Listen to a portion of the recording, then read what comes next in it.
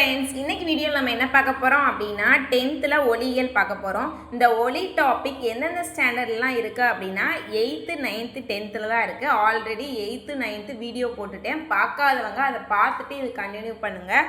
வீடியோக்குள்ளே போகிறதுக்கு முன்னாடி this video sponsored by SPO digital marketing. SPO வந்து ஒரு பார்ட் டைம் ஜாப். இதில் வந்து நீங்கள் பேசிக்கான இன்டர்நெட் நாலேஜ் இருந்தால் நீங்களும் ஜாயின் பண்ணலாம். இதில் எந்த மாதிரி ஒர்க்கெல்லாம் இருக்கும் அப்படின்னா ஃபேஸ்புக் இன்ஸ்டாகிராமில் வந்து பிக்சர் ஷேர் பண்ணுறது, கண்டென்ட் ஷேர் பண்ணுறது, அந்த மாதிரி ஈஸியான ஒர்க்கு தான் இருக்கும். நீங்களும் இதில் ஜாயின் பண்ணணும்னா நான் ஸ்க்ரீனில் ஒரு நம்பர் தரேன், அதுக்கு வாட்ஸ்அப் பண்ணுங்கள். மேலும் இதை பற்றி ஃபுல் டீட்டெயில் வந்து நான் டிஸ்கிரிப்ஷனில் கொடுத்துருக்கேன், நீங்களும் செக் பண்ணிட்டு ஜாயின் பண்ணிக்கோங்க. வீடியோக்குள்ளே போகலாம். ஸ்கிப் பண்ணாதீங்க. பெரிய தப்பு. தினம் 300 ரூபாய் சம்பாதிக்க அரிய வாய்ப்பு. இன்ஸ்டாகிராம், ஃபேஸ்புக் பயன்படுத்த தெரிந்தால் போதும். Content post and content publishing மூலமா தினம் 300 ரூபாய் சம்பாதிக்கலாம். இந்த வேலை செய்ய 5 நிமிடம் போதும். Work training support, group communication support, all language customer live chat support, முக்கியமா சொந்தமா ஒரு பிசினஸ் ஸ்டார்ட் பண்ற அளவுக்கு உங்களால கற்றுக்கொள்ளவும் முடியும், சம்பாதிக்கவும் முடியும். இந்த வேலை வாய்ப்பு வழங்குவது 5 வருடத்திற்கு மேல ரன் ஆகிட்டு இருக்க நம்ம தமிழ்நாட்டு company school of business organisation private limited. மேலும் விவரங்களுக்கு டிஸ்கிரிப்ஷன்ல கொடுத்திருக்க நம்பருக்கு வாட்ஸ்அப் பண்ணுங்க. ஓகே, இதில் என்னென்ன முக்கியமான பாயிண்ட்ஸ் அதை மட்டும் பார்க்கலாம். இது வந்து ரொம்ப சின்ன லெசன் தான், பாயிண்ட்ஸுமே கம்மியாக தான் இருக்குது. இதை பார்த்தாவே நீங்கள் குரூப் 4க்கு போதுமானதாக இருக்கும். ஃபர்ஸ்ட் பாயிண்ட் என்னன்னு பார்க்கலாம். ஒலி அலைகள் நெட்டலை ஆகும். அவை அனைத்து ஊடகங்களிலும், அதாவது திண்ம, திரவ, வாயு எல்லா ஊடகங்களிலுமே பரவும். ஓகேவா? அதாவது நம்ம 8th 9th பார்த்த முக்கால்வாசி பாயிண்ட் இதுலேயும் இருக்கும். அதனால நான் இம்பார்ட்டன்ட் பாயிண்ட் மட்டும் சொல்கிறேன். ஓகேவா? அதை மட்டும் நோட் பண்ணி வச்சுக்கோங்க. அடுத்த கொஸ்டின் பாருங்கள். ஒலி அலைகள் வந்து 20 ஹெர்ட்ஸ் டு 20,000 ஹெர்ட்ஸ் வரை இருக்கும். 20 ஹெர்ட்ஸுக்கு கீழே போனால் அது குற்றொலி, 20,000 ஹெர்ட்ஸுக்கு மேலே போனால் அது மீயொலி. இப்போ குற்றொலி வந்து எதுக்கெல்லாம் யூஸ் ஆகுது அப்படின்னா நிலநடுக்கத்தின் போதும் உருவாகும் அலைகள், கடல் அலை ப்ளஸ் திமிங்கலம் ஏற்படும் ஒலி தான் குற்றொலிக்கு எடுத்துக்காட்டு ஆகும். மீயொலினா 20,000 ஹெர்ட்ஸுக்கு மேலே. அது எது அப்படின்னா கொசு, நாய், வவ்வால், டால்ஃபின் போன்ற உயிரினங்களில் கேட்க இயலும் வவ்வால் ஏற்படுத்தும் ஒலியினை மீயொலிக்கு எடுத்துக்காட்டு ஆகும். இந்த பாயிண்ட் வந்து ரொம்ப ரொம்ப முக்கியம், அதனால் பார்த்துக்கோங்க. அந்த பாக்ஸில் இருக்கிறதுல வந்து ரொம்ப முக்கியம் வந்து அந்த அலைநீளம்.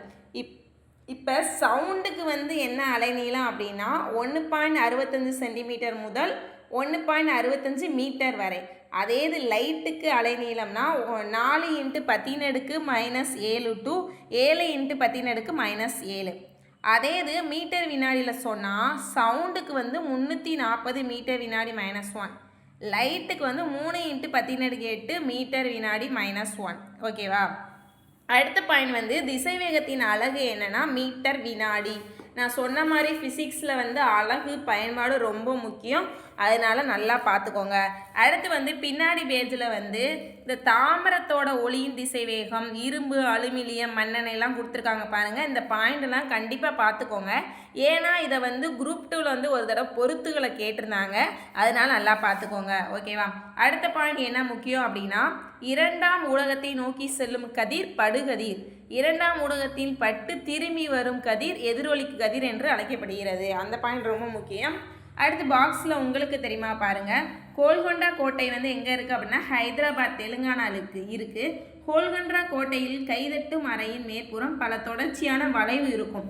அந்த வளைவு எது அப்படின்னா குறிப்பிட்ட பகுதியில் எழுப்பப்படும் ஒலியானது அழுத்தப்பட்டு எதிரொலிக்கப்பட்டு பின் தேவையான அளவு பெருக்கமடையும். அதாவது ஒரு ரூமில் நம்ம இப்போ கையை தட்டுறோம் அப்படின்னா அது எதிரொலித்து நம்ம சவுண்டு கேட்கும், அதைத்தான் சொல்லியிருக்காங்க. அதனால் அதையும் நோட் பண்ணி வச்சுக்கோங்க. அடுத்து வந்து அடர்குறை, அடர்மிகு, அதுக்கு வந்து டிஃப்ரென்ஸ் மட்டும் பார்த்துக்கோங்க. இப்போ காற்றிடம் ஒப்பிடும்போது நீரானது ஒலிக்கு அடர்குறைவு ஊடகம் ஆகும். ஓகேவா? அதே இது நீருடன் ஒப்பிடும்போது காற்றானது ஒலிக்கு அடர்மிகு ஊடகம் ஆகும். ஆப்போசிட்டாக இருக்குது. எது அடர்மிகு எது அடர்குறைவு அதை மட்டும் பார்த்து வச்சுக்கோங்க. அடுத்து வந்து பாக்ஸில் பாருங்கள்.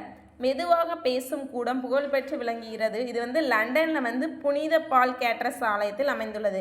அது வந்து என்ன தத்துவத்தில் இருக்குது அப்படின்னா பல்முனை எதிரொலிப்பு தத்துவம். அந்த தத்துவம் வந்து ரொம்ப முக்கியம், அதனால் அதையும் பார்த்து வச்சுக்கோங்க. அடுத்து வந்து மனிதனில் கேட்கப்படும் ஒலியானது நமது காதுகளில் எத்தனை வினாடியில் நிலைநிறுத்தும் அப்படின்னா 0.1 வினாடியில் நிலைநிறுத்தும். அடுத்து வந்து திசைவேகம், அதோட ஃபார்முலா முக்கியம். ஒலி கடைந்த தொலைவு பை பறவை எடுத்துக்கொண்ட காலம். ஓகேவா? அடுத்து கீழே இருக்க கொஸ்டின் வந்து ஆல்ரெடி குரூப் 4ல் கேட்டிருக்காங்க. ஒலியின் திசைவேகம் காற்றில் 344 மீட்டர் வினாடி -1, குறைந்தபட்சத்தில் வந்து 17.2 மீட்டர் ஆகும். அடுத்து எதிரொலித்தின் பயன். நான் சொன்ன மாதிரி பயன்பாடுலேருந்து கொஸ்டின் கேட்பாங்க. எதிரொலித்த தத்துவத்தில் என்னென்னலாம் பயன்படுது அப்படின்னா மகப்பெரியல் துறையில் அல்ட்ராசோனோகிராஃபி கருவியில் பயன்படுது. ஊடகங்களில் ஒளியின் திசைவேகத்தை கண்டறிய எதிரொலி பயன்படுகிறது. அவ்வளோதான் ஃப்ரெண்ட்ஸ். அடுத்து வந்து பின்னாடி என்ன பாயிண்ட் ரொம்ப முக்கியம் அப்படின்னா டாப்லர் விளைவு வந்து யார் கண்டுபிடிச்சாங்கன்னா கிறிஸ்டியன் டாப்லர். ஓகேவா, அதையும் பார்த்து வச்சுக்கோங்க. பின்னாடி வந்து இந்த சோனார் டாப்லர் விளைவோட பயன்கள் கொடுத்துருக்காங்க பாருங்க. உங்களுக்கே தெரியும், இது வந்து 2023 குரூப் 4ல் கேட்ட கொஸ்டின். டாப்லர் விளைவோட பயன்பாடு வந்து என்னென்ன அப்படின்னா வாகனம் ஒன்றின் வேகத்தை அளவிட பயன்படுது, துணைக்கோள் ஒன்றின் தொலைவினை கடக்க பயன்படுது, ரேடார்னா என்ன அப்படின்னா விமானத்தின் வேகத்தை கணக்கிட பயன்படுது. அதே இது சோனார்னா கடல்வாழ் உயிரினங்கள் மற்றும் நீர்மூழ்கி கப்பலில் கண்டறிது.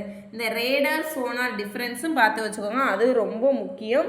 அதுக்கப்புறம் டாப்லர் விளைவு கண்டிப்பாக முக்கியம், 8th இருக்குது, அதனால் இதையும் பார்த்து வச்சுக்கோங்க. நீங்கள் சொன்ன மாதிரியே பின்னாடி ஒன் வேர்டும் அட்டாச் பண்ணியிருக்கேன், நீங்களே இதை பார்த்து உங்கள் புக்கில் குறிச்சிக்கோங்க. அடுத்த வீடியோவில் நெக்ஸ்ட் லெசன் பார்க்கலாம். உங்களுக்கு என்னோடய வீடியோ பிடிச்சினா லைக் பண்ணுங்கள், ஷேர் பண்ணுங்கள், கமெண்ட் பண்ணுங்கள். முக்கியமாக உங்கள் ஃப்ரெண்ட்ஸ் யாராச்சும் டிஎன்பிசியில் குரூப் 2 குரூப் 4க்கு படிக்கிறாங்கன்னா அவங்களுக்கு என்னோடய வீடியோவை ஷேர் பண்ணுங்கள். ஓகே, பாய்.